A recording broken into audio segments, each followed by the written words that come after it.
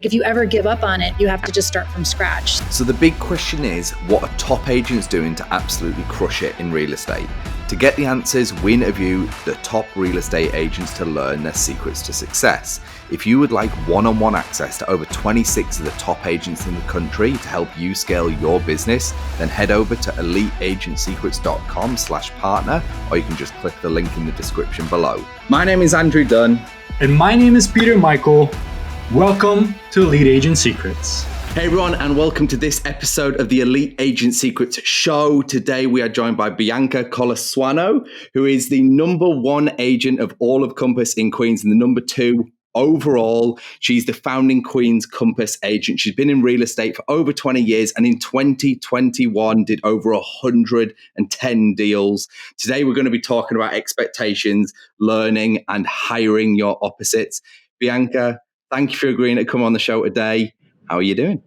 Great. Thank you so much for having me. I really appreciate it.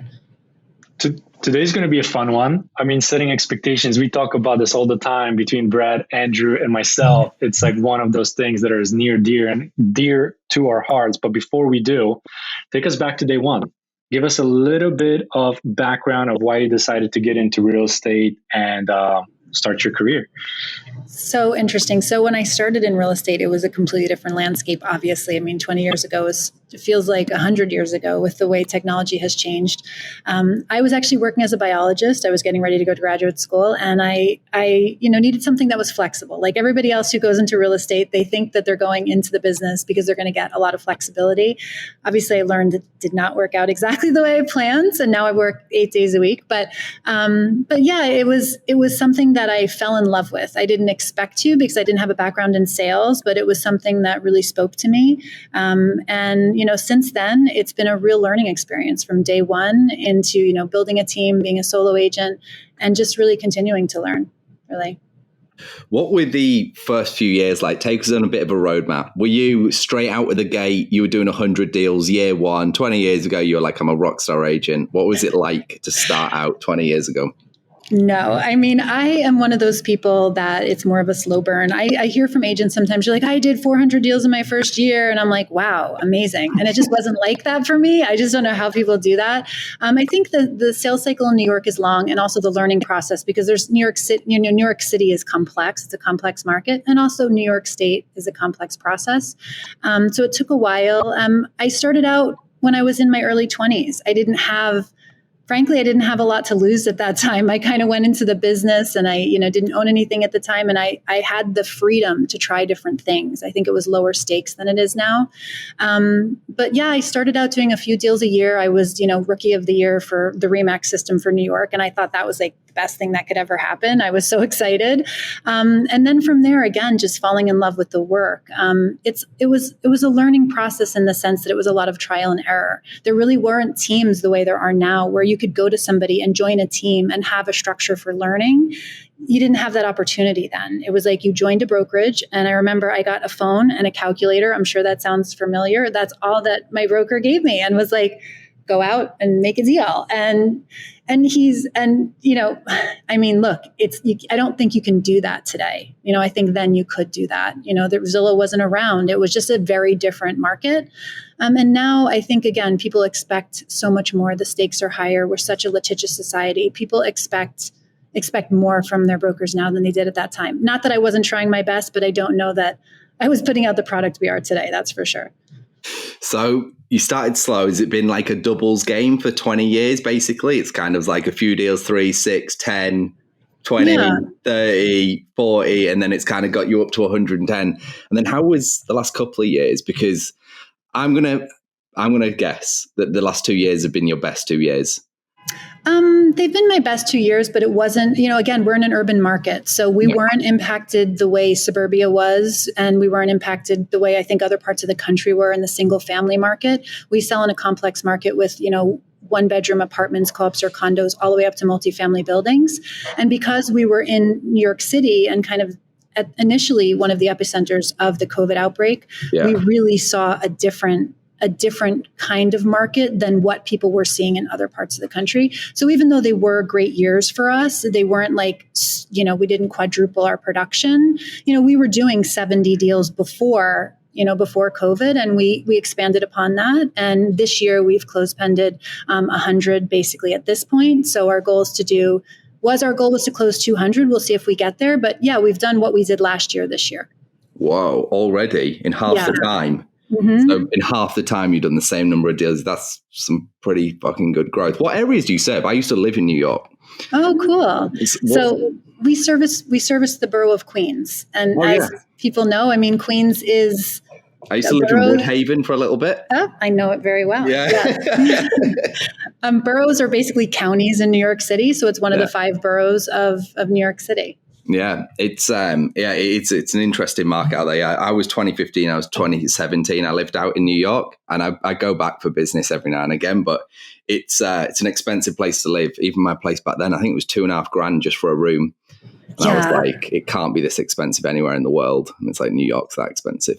Yes, exactly. And you're not very close to anything in terms of being in Manhattan in that part of stop on the Jamaica line. I remember it so elevated train. Yeah. That noise. Rusty piece of shit that you weren't sure if they were going to get you to work. Yeah, I worked only 1 block away from the Empire State. So it was an hour and a half to get in.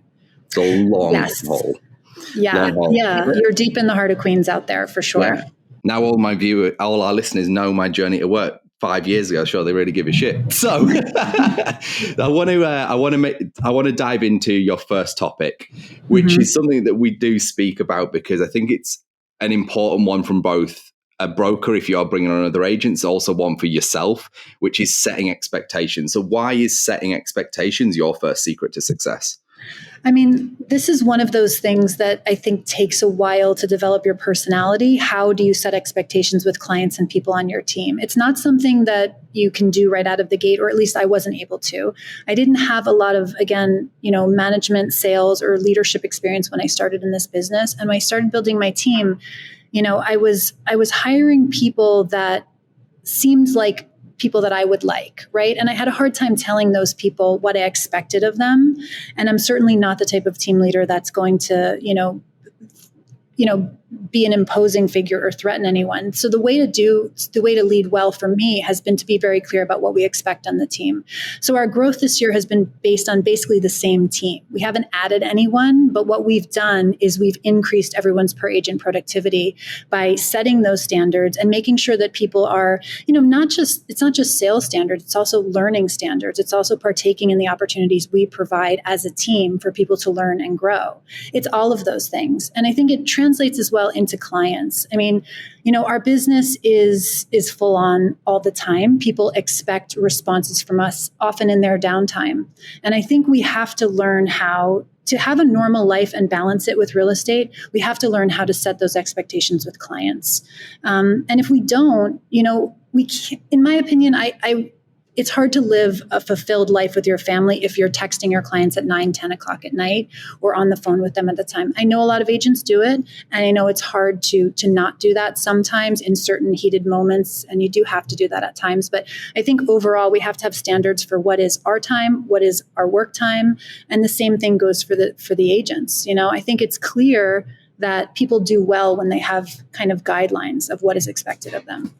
I think that's big for me too. Something I've never done that I wish that I did. So I'm a slave to my phone. And now I'm known to be that way. Where if I don't take, if it's 11 p.m. and I don't get back to a client in 20 minutes, the world's coming to an end. I've set that standard up, and now that's the standard that everybody expects of me. And I'm slowly trying to change it, but it's really hard. It's like, if I don't get back, seriously, check my phone. If I don't get back to somebody in text in 2 hours, they'll blow up my phone because they think something's wrong. And that's a place, and it just gives constant anxiety, and you have no true time to yourself or your family. So I can totally appreciate what you're saying. Is I have no boundaries, literally none. And I've set zero expectations. It's something I wish I would have changed from the beginning of my career.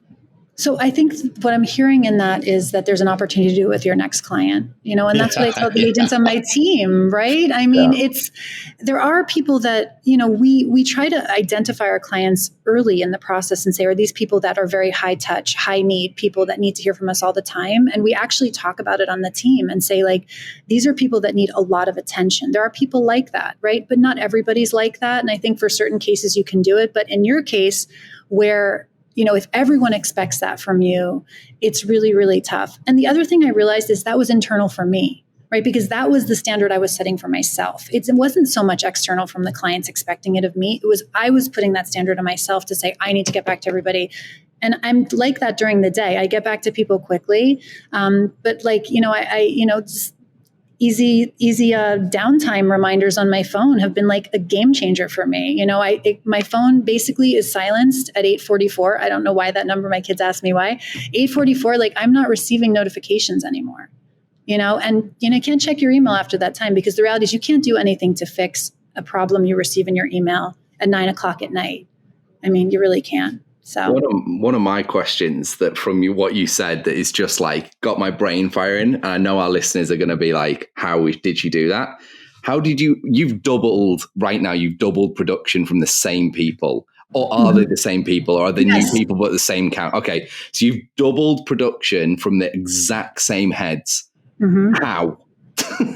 How have you done that? Well, first of all, I had a team of newer agents. So we build a team around culture. We have an actual collaborative team, which is not always common in our industry. So we have a team of people that were starting out in the business. The agents that have been on my team basically had started in the business when they joined the team, or were like, one of them was a rental agent previously. And we just worked together to grow. The sales cycle and the learning cycle in this business is long. So it's important to hire the right people so that in a few years, when they mature into someone who's actually selling 10, 20, 30 deals, that's when everyone can benefit, right? Including them. So it's just about transferring my skills. I think becoming a better leader, being able to enunciate what I've done to be successful as an individual agent and sharing that with them. And I think it's also them maturing into agents that are great. And we've been able to retain awesome agents, which I'm very lucky. It's kind of interesting that these are all new agents. They've stayed with you. It really does speak a lot to do with culture. And it's actually kind of my next question, because these are all intertwining. This is something that is so important, but it really isn't. You're done well in real estate across the board. It's like building real, genuine culture within a company. It's like the easiest way for our listeners to understand this. Like, think about people who love like Apple. Like, that's a culture. That's not a product or a brand. Like, that's a culture. And in real estate, we've had a few guests on our show as well that have had agents 10, 12 years. They earn 250K plus. They've been with them since the start.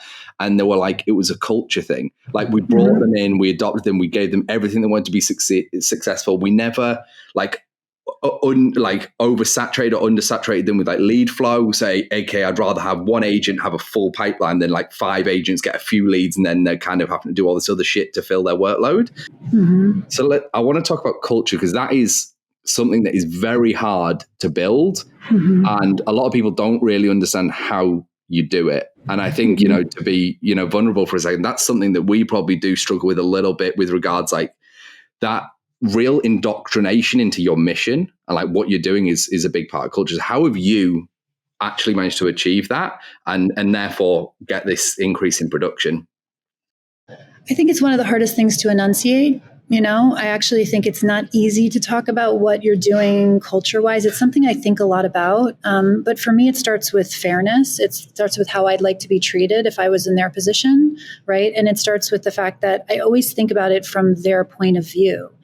People join teams often because they want to learn from the leader, I think. I think that's why people, and a lot of people do reach out to me. So I think that you have to be willing to share what it is that you know in the business in order to retain people. And you have to give them opportunity to move up within the organization, right? So some agents, I think, don't want to, like, for example, give listings to agents on their team. They want to control the listings. I mean, the reality is I don't think long-term that's going to work. I mean, I don't think that I'd stay in a place where I wasn't able to grow into what I wanted to do. So I think it's about growth. I think it's also, not to get into splits here because everyone has a different scenario, but I think fairness is critical. I think you have to treat people fairly. People are doing this for a living, right? I mean, people are doing this because they need to feed their families.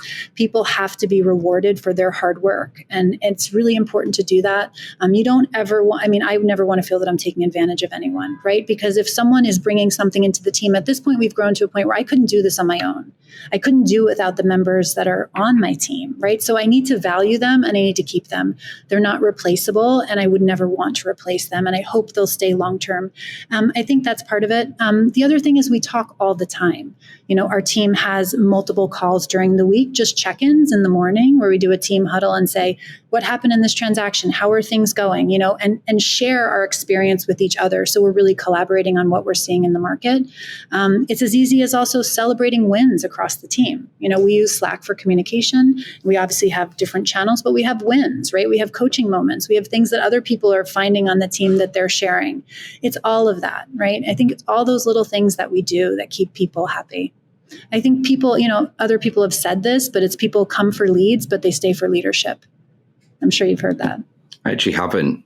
No, well, it's like interesting because you one of the things that you said is you treat them fairly, but at the same time you empower them to also close deals and like almost like, you know, have their own voice, have their own place in the business or become a business part, which is part of your business. And collectively, I think that's one of the unique things because you often hear that you have the team leader and they're the ones that are always, you know, breaking in the most amount of bread.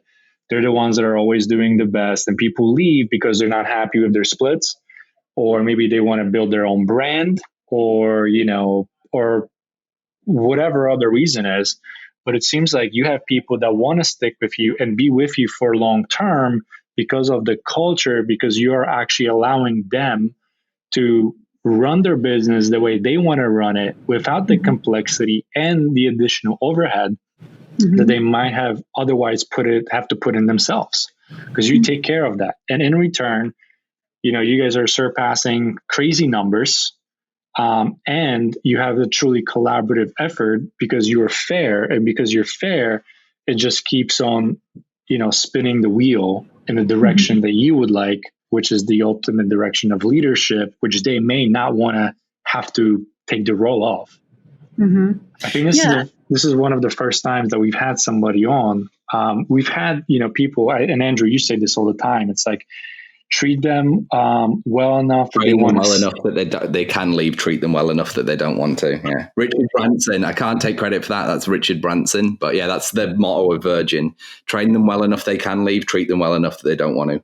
Exactly. I love that. I hadn't heard it before, and I really feel that speaks to what we're trying to do. I mean, you know, if you're attracting good people to the team, people that you'd be proud to work with, you know that they can go out and you know, the reality is these people are talented. They can go out, they can do it themselves. I would never want to keep somebody down. I mean, for my benefit, I mean, that would be horrible, you know? And I do see, because sometimes this industry is based on fear, that team leaders worry people are going to leave. There's a lot of fear of that within the industry. But as I said, I always want people to do well. If these people do leave me, I wish them well. I hope they go on to be super successful. I mean, you know, that's really what it is. But yeah, I mean, it's got to be a two-way street for people. It has to be a two-way street. Hey, I just wanted to jump in here and let you know, if you would like access to over 26 of the top agents in the country to help you scale your business, then head over to eliteagentsecrets.com/partner, or you can just click the link in the description below. Now back to the show. I've got one other question for you about your team. And I'm really curious. Are they paid any type of base, or is it 100% commission? Well, it's interesting. I have some agents on a salaried model, and then I have some agents on a commission split. So I do different things for different people. Again, I think flexibility is important. People have different needs. The team has different needs as well. The team, I think all teams have a need for some work which should not be funneled through commission, like maintaining listings, taking photos, attending certain types of events. I don't think it's fair if you ask a salesperson to do something that a person that isn't going to get paid to do that work to do. I think too many agents try to do that. And again, like you're putting, a square peg in a round hole if you're trying to make somebody go out of their way to do something. You know, again, it really is about fairness. And it's about the energy with which you treat people. You know, I hear a lot of agents in New York, I'm not sure if it's common in other areas, where they call agents on their team junior agents. I would never, ever introduced someone on my team as a junior. I think that's horrible. I introduce them as a collaborator, a colleague, a partner. These people need respect. They deserve it. They're talented salespeople. They're not second string. So I would never introduce people on my team that way. And I wouldn't hire someone who I'm calling a junior, right? It's a big thing for me too. Like I call everybody on my team, like I have 37 people on my team and I call them all my business partners. 100%. So, and it makes a big difference. Like I'll tell you a very quick story. One time, so we went up against a listing and somebody basically like somebody in my city sent one of their agents and said basically like, hey, they were expecting, I'm not going to say the name, but they were expecting the person that ran the team. They sent the agent basically like, oh no, I'm like her listing agent, whatever they called her. And then I said that I was sending my business partner, and he had partner in his email template, and on the bottom of everything says partner. She's like, I went with you guys. It was close. I went with you because you were a partner of the company. She sent somebody that was basically like just a lackey is how she felt. So, you know what I mean? It did empower my agent. And there's many stories we have because I call all my agents my business partner, even my brand new agent. I literally have a brand new agent that just started, literally just got his license. It's my business partner, and it empowers him because he gets to go say like, I'm business partners and we all run a team of 39. So my mentality, my ego is big enough in other areas. So my mentality is everybody's stronger together and everybody's collaborative. But you know, you sound like you have amazing culture. My culture is actually shit right now. If I'm going to be honest, I'm literally having a team meeting today to tell people that they either need to get in fucking line or get off the team, because I have a few sour apples right now. And I have people who have been on my team for 11, 12 years. Right. So like, I think I'm doing okay. And there's new people that are coming in and they're new in the industry and they don't have as many licks as these agents have had yet. And they just want everything handed to them. And it's just like, it's like, look. And so today, truthfully, I have to have the come to Jesus or whatever with my team. And I'm like, this is the way the teams run. If you don't like it, there's the door. Like, you know, Bianca, you said something that resonated with me whenever you're like, I remember when I first started my team, I just wanted somebody with a pulse. Like I didn't even care about anything. I'm just like, oh my God. And I'm going to save you and I'm going to save you and I'm going to save you. And you're going to get to do deals. And really, I'm like, you shouldn't be a realtor. You shouldn't be a realtor. And no matter how good I am, I can't save you unless you want to save yourself. So it's fun listening to you because, you know, you were talking about this stuff and I was there for myself personally. Whereas if you had a pulse, you were on my real estate team, and it was a terrible place to be at the time. Well, I mean, I think we can relate to that when we're building a business and we have so many leads coming in because I think a lot of people build a team because they have so many leads coming in and you need people and you need to hire people. So that was a huge learning experience for me. But culture is cyclical, right? I mean, I think of culture almost like fitness. It's like if you ever give up on it, you have to just start from scratch. So I feel like that happens. And, you know, an interesting expression, which I love, maybe you guys have heard it, it's like you'd rather have one enemy outside the tent than, 10,000 enemies outside the tent than one inside. Have you heard that? I love that. I mean, that to me is like spoke so much to like what it needs to be like and what the culture has to be like. If somebody's toxic, it's like, forget it. There's no drama. You just can't. I mean, you can't put up with it. It's horrible. But I know I can relate to where you are right now because I've totally been there when I'm like, these people just are not going to either sell anything or they're not a fit. And, right now we're in a good place. But again, you need to always be working on it, rebuilding it. So I'm in no way am I a master of it. But I clearly am not either. What are some of the tips that you can give for anybody who's listening that are trying to put the culture in place or like the standard in place? Like, what does that look like? Because like, I wouldn't even know where to begin. I think it's a personal style. I really believe that. It's not that's why I think it's so hard to teach. I mean, people always ask about culture and they like wonder how can you replicate it? You can't replicate it because the culture on my team and I mastermind with so many amazing agents and I look at their team and they're really different. Yeah. But I think again, for me, if it comes from a place of I value these people, they're going to value you, get to know them, invest in them. Don't always worry about what's going to be the return if I do X, Y, and Z. You can't treat people that way. I think culture, it stems from the leader's value system. That's the way I've always seen it. So whatever your value system is, that's the only way you can build the culture if it's your business or your team. It's like, you've got to go, this is what I value. These are the things that I'm willing to sacrifice. And these are the things that I'm absolutely not willing to sacrifice. For me, for example, it's like my family. It's like, that's never on the fucking table. Like this stuff doesn't matter to me if it crosses over with what I do with my family. I don't give a shit. Totally. Can burn to the ground, like family, and like, but that is a very strong expectation. And I also empower people to be like that's my value, and you can hold that same value. That is a part of our culture. It's like your family. If you've got, I don't know, a recital, a sports game, you need to leave early. You need to stay late. You need to have this day off. You need to go to a dentist. Cool. Do it. Totally. Family's important to me. It's important to you. It should be important to you. And that, I'm sure some people are like, my fake son's got a dentist appointment. I don't really care. Like, sure. Look, if they're gonna be that person who does that, like that speaks to who they are. But I think exactly what you said is immediately I thought like about the people on the team. If they need that, they value like, yeah, it's a two-way street. Of course they want the exact same thing. Even like on the weekends, I'm like, guys, look, if you don't have much going on, it's a Sunday, it's a quiet day. Take the day, like live your life. I don't care if you're on a salary. I don't care what you're doing. Like, people want a Sunday off. It's 85 degrees. Go to the beach. You got to do that for people. It's 85 here. Okay. That's not that warm. I know, but. Well, I was thinking, I always just look at Peter because he's like, yeah, it's about 127. So I've got a hoodie on. and then Brad's the opposite. He goes, it's mine. You just get used to it. I'm in shorts. It's freezing right now. I got the pink shirt on because it's summery, but then it's raining out today. But I think one thing too, I had three or so people came on the team at the same time. And my culture is really good with about like looking around. I took some time to reflect this last week when I called the team meeting, and for about 90%, it's good. And I look at people, one person's on my team. I only take a 25% split, by the way. And don't even get me started, but that's the model that I have to grow my team exponentially. But I'm looking at one person's brand new, and one person is going around bitching to everybody on how I'm not there for them. Right. But then I asked that person, I said, have you ever called me? No. Then I tell them, because I was on my honeymoon, I said, okay, as soon as I get back, reach out to me. We're going to give you a full play-by-play of exactly what to do if that's how you feel. I said, but you have to call me so I know that you want it. I've been home for a month. Well, I think you probably know where to go with that. Exactly. And that's the point of today. And then some people are like, yeah, but you're taking 25%. I don't make any money from it. I literally just did my first deal with an agent. And he's brand new. Same thing, is super appreciative. I lost $300 that deal. It's not about the money, but it's just to show these people like I'm just that person. I just call people out and I don't fucking give a shit. It's like, it's on you. Like, it's not me. Yes, I have tons of room for growth. But you have 9 out of 10 people or 9.5 that are enjoying everything. And there's that 0.5 that are seriously souring the well right now.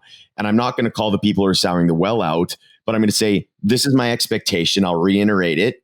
This is what I need. This is what's going to happen. And for those of you who don't fall in line, I don't need you. And I'm not asking you to run your team the way that I do, but this is the way that I want it. Like, anybody listening, I'm not saying to do this for your team. This is how I want to run my team. And as team leaders, everybody's different. We have an amazing culture. We have group chats. We have this stuff with the right people. But there's just people that I've just looked around this last week and been like, I'll give you an opportunity because I think you can be great. But if you're not great, the door is there. And I don't care if it hits your ass on the way out. Like, get out. I'll go find more. I mean, it also, I think, like the opportunity's there, right? But like the reality is, if people have shown you that they're not willing to do it, I think if people show you who they are, you have to listen. And I just don't always think the opportunity extends forever. Like, I think that there are things that you can train people up to, but I've learned the really hard way that like, when it's not working, it's not working. And I don't think that extra chance has ever panned out for me. I'm not saying it doesn't pan out for other people. I've never seen it pan out. When I make a decision and I've had that inclination in my mind, like, this isn't working, it's not working. This wraps into your first topic, which is setting expectations, right? It's like all of this is like, how do you start? I mean, there's something I learned a long time ago, which is like, if someone starts a job with you and they're already not up to par, most people when they start the job put their best foot forward to make a great impression. And if when they come in, it's shit, it ain't getting better. It's going to get worse. Mm-hmm. So it's like set expectations within a week, 2 weeks. I'm expecting X, Y, Z. And if it's not hit, it's like, and then it's gone. Thanks for listening to this episode. If you would like one-on-one access to over 26 of the top agents in the country to help you scale your business, then head over to eliteagentsecrets.com/partner, or you can just click the link in the description below.